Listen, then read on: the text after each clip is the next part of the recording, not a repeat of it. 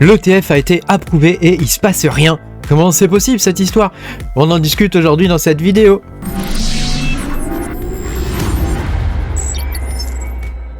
Bonjour les amis, je suis très content de vous retrouver aujourd'hui pour cette nouvelle vidéo où on va parler de l'ETF Spot Bitcoin. On va regarder un petit peu ce qui se passe et tout ça, pourquoi il se passe pas grand chose en fait, hein, et puis on va regarder ce qui pourrait se passer à l'avenir. Pense à mettre un petit pouce bleu et puis à t'abonner à la chaîne si tu n'es pas abonné. Je te rappelle que tu peux me soutenir en cliquant sur le bouton rejoindre sous mes vidéos, tu auras mes vidéos en avance.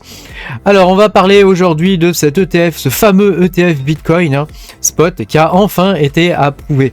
Ah, donc je pense que c'est une bonne chose que l'ETF Bitcoin ait été approuvé. C'est pas le premier ETF qu'il y a sur Bitcoin. Il y a eu un ETF futur. Bon, là c'est différent, c'est un ETF spot, donc c'est plus intéressant pour nous holders par exemple. Mais voilà, c'est pas une grande nouveauté finalement ce genre de choses. Ce qu'on a pu remarquer dans le passé, je vais te faire voir tout ça après, et puis je te donnerai mon avis personnel sur la question, parce que c'est vrai que quand on fait des vidéos, je pourrais dire bah oui ça peut monter, oui ça peut descendre, donc je vais te donner mon avis perso sur la question, comme ça tu sauras à quoi t'en tenir, en tout cas me concernant. Un petit peu d'histoire avant de tout ça. En 2017, Larry Fink, qui était le PDG, qui est le CEO de BlackRock, disait grosso modo, je vais te résumer le truc, que Bitcoin c'était de la merde, et que voilà, c'était juste fait pour des gens qui avaient envie de jouer avec un peu qui avaient envie de jouer un peu comme à la bourse, quoi, si tu veux, quoi, et c'était tout, quoi, que c'était pas plus que ça, et puis depuis il est revenu un petit peu sur la question en faisant l'éloge des crypto-monnaies et tout ça. Donc ça c'était en 2017, et puis ça c'est plus récent, tu vois, il a dit oui le Bitcoin c'est vachement bien et tout ça, il a commencé à faire l'éloge du Bitcoin, donc tu sens la manipulation venir, voilà, et puis après on a eu des fake news.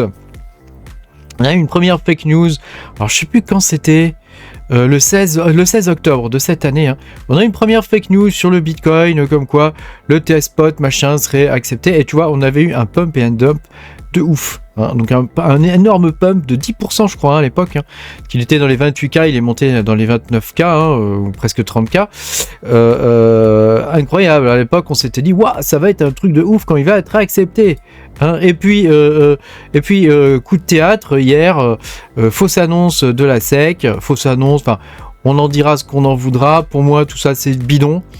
Soit c'est une erreur de manipulation d'un des crétins de la SEC, soit c'est, mais je pense pas, soit c'est simplement de la manipulation pure et simple, tous ces gens-là sont un peu quand même corrompus, faut le dire, donc ça serait pas étonnant qu'il y ait ce genre de choses. Donc pour le coup voilà, on a eu une espèce de fausse annonce qu'ils ont fait passer pour un hack. Bon, moi j'y crois pas du tout à leur histoire, c'était totalement prémédité. Est-ce que c'est quelqu'un qui a prémédité la chose, ou est-ce que c'est vraiment eux qui se sont fait avoir? Bon, je ne sais pas, mais en tout cas voilà, donc suite à cette fausse annonce, il a commencé à y avoir pas mal de volatilité sur le Bitcoin, et puis finalement hier à 21h on apprend que la SEC finalement a approuvé l'ETF Spot sur Bitcoin de plusieurs émetteurs, il y en a une dizaine en tout, donc eux ils ont approuvé Grayscale, donc qui est un des premiers à l'avoir demandé, BlackRock, et puis quelques autres, donc ça voilà, la chose est faite désormais, la chose est faite. Donc je voudrais te partager ça maintenant, parce que c'est pas la première fois qu'il se passe ce genre de choses sur Bitcoin, donc historiquement il faut savoir déjà comment le marché se comporte vis-à-vis de ça.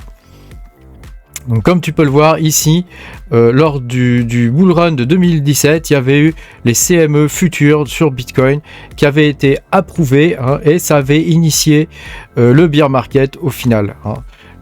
Donc ça c'est vraiment quelque chose à comprendre, ça avait initié le bear market. Donc là on est vraiment dans une situation de buy the rumor, sell the news, comme tu peux le voir ici. Ici on avait eu les ETF futurs sur Bitcoin qui ont été lancés, donc ça c'était aux environs de novembre 2021, je ne me rappelle plus la date exacte, mais c'était dans ces eaux-là, et on avait pu voir que ça avait initié le bear market qu'on a connu d'ailleurs depuis, on a bien miséré notre on a bien miséré notre mère dans ce bear market. En plus nous on a eu droit au fait que politiquement comment ça s'appelle, nous mineurs de garage, Ethereum a décidé de passer en Proof of Stake, donc c'était quelque chose qui était prévu depuis le début, mais ils auraient pu ne pas le faire. Ils auraient pu ne pas le faire.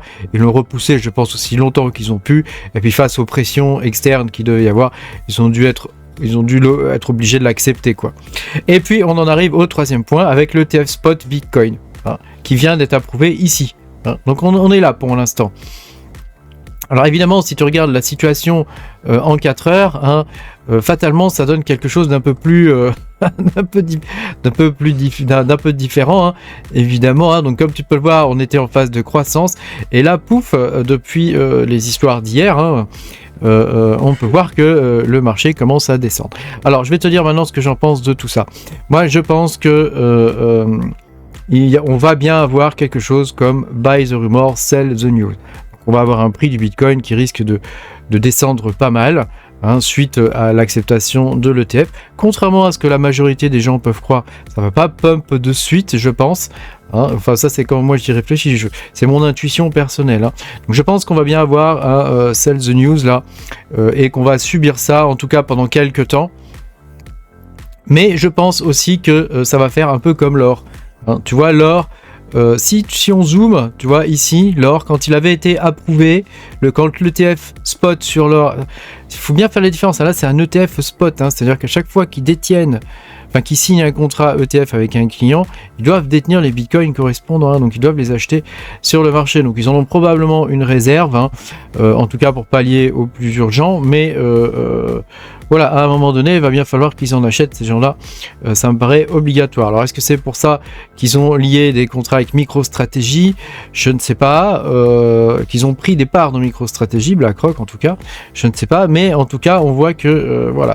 Au niveau du gold, tu vois, donc de l'or, on peut voir que l'acceptation de l'ETF sur le gold, spot, pour le coup, ça n'avait pas déclenché un pump immédiat. Donc pour moi, je pense que on va avoir un sell the news qui risque de durer un certain temps. Est-ce qu'on va l'avoir tout de suite? Est-ce qu'on va l'avoir dans 2 semaines ou dans 4 semaines? Dans un mois? Je ne sais pas. Ça, on peut pas le deviner à l'avance, mais je pense qu'on va l'avoir.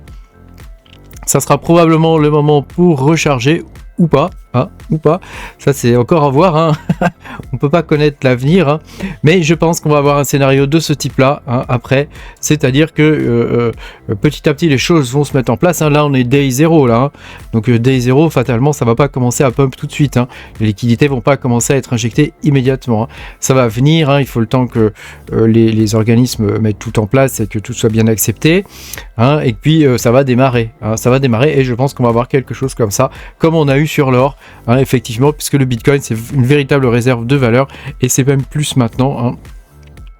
Et c'est quand même beaucoup plus pratique de transporter des bitcoins que de l'or d'un pays à un autre par exemple, ou ne serait-ce que pour faire des transferts de capitaux entre différents pays ou même à la famille, ou je sais pas moi, t'as ton fils qui s'en va faire des études je sais pas où, au Mexique par exemple, tu dois lui envoyer des sous.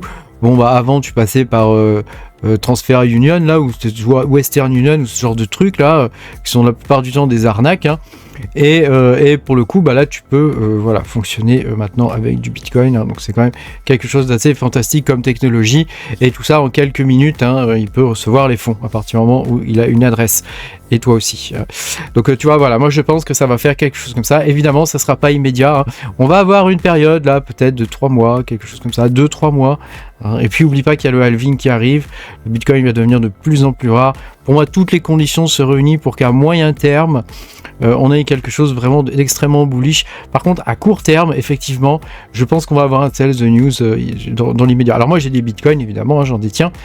Je suis de plus en plus bitcoin maximaliste, même si j'en suis pas encore un. Mais voilà, je ne vais pas vendre mes bitcoins, je vais attendre. Je vais attendre de voir ce qui se passe. Je pense que c'est la meilleure chose à faire pour être tranquille. Merci beaucoup d'avoir regardé cette vidéo. N'hésite pas à poster ton propre avis dans les commentaires. Je vous lis tous et j'essaie de répondre à tout le monde. Normalement, je réponds à tout le monde. Voilà. Si jamais j'en oublie quelques-uns, pardonnez-moi, mais normalement, j'essaie de répondre à tout le monde. Pense à mettre un petit pouce bleu et puis à t'abonner à la chaîne si t'es pas abonné. Et puis je te dis à bientôt pour de nouvelles aventures. Salut!